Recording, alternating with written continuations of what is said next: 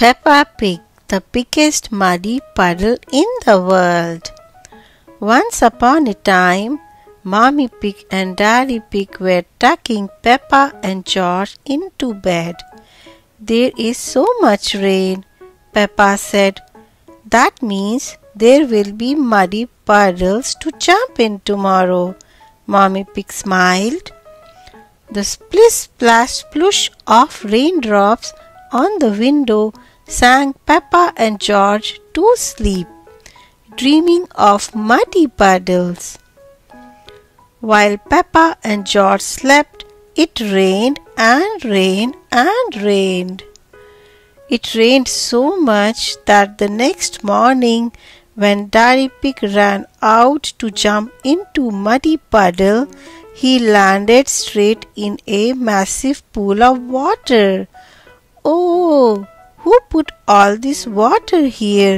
Daddy Pig said as he swam back to the house. "And where are the muddy puddles?" asked Peppa. "Our house is like a desert island," Peppa laughed, looking at all the water. "Oh dear," Mommy Pig said, "how will we get our food?" Granny Pig and Grandpa Pig arrived on their boat. "Ahoy there," Grandpa Pig said. "Wonderful boating weather. Do you need anything from the shop?" Granny Pig asked. "Can we come too?" Peppa said. "Yes, then you can help us get shopping for everybody." Polly can be our shopping list. She is very good at remembering things, Granny Pig said, beaming at Polly, who is a clever parrot. "Squawk, who is a clever parrot?" Polly copied. Polly was good at copying what people said. Peppa, George, Grandpa Pig, Granny Pig and Polly Parrot sailed across the water. It was almost as fun as jumping in a muddy puddle. Each house was like its own desert island. They sailed from house to boat to submarine, asking if people needed anything from the shop. "Do you need anything from the shop?" "Chocolate, please," Susie Sheep said. "Squawk, chocolate?"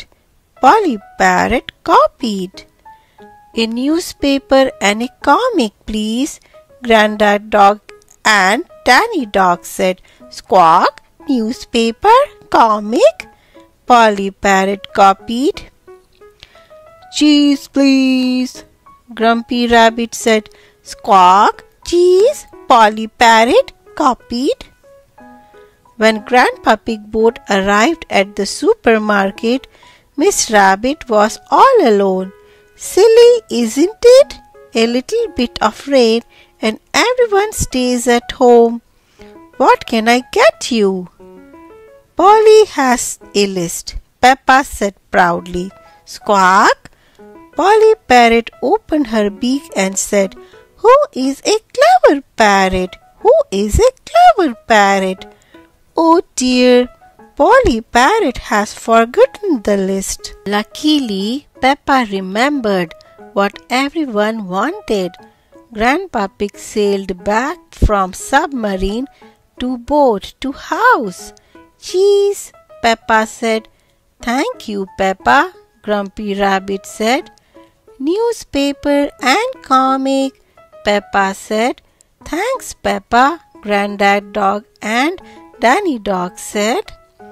"It was lucky Peppa was going to the shops," said Mommy Sheep, "or else we would have nothing for dinner." "Here is your chocolate," Susie Peppa said. "Oh," said Mommy Sheep. Peppa and George arrived back home in the evening. "Did you have fun sailing with Grandpa?" Mommy Pig asked. "Yes, I remembered what everyone wanted," Peppa yawned, "but there were no muddy puddles." George nodded in agreement. Maybe there will be some muddy puddles tomorrow, Daddy Pig said. The next morning the sun was shining brightly in the clear blue sky. Polly Parrot flew with the sprig of leaves in her beak to show them all that the water had gone. She landed on Grandpa Pig's boat that was now stuck on Peppa's front lawn. "Oh," Granny Pig said, looking out from the boat, "I wonder what kind of mess the flood has left, and what did they see?" The houses that were once desert islands were now back to normal, sitting on top of their hills.